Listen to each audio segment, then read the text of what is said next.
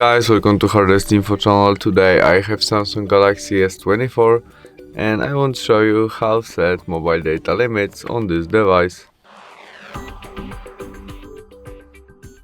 We start off opening settings application.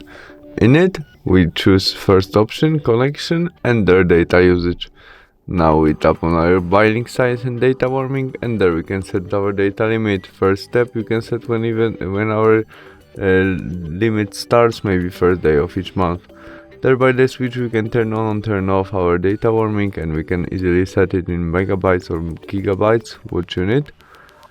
And the same story with data limit, we can turn on it and set it maybe on 7.2 gigabytes. And that's all. Thanks for watching. Bye.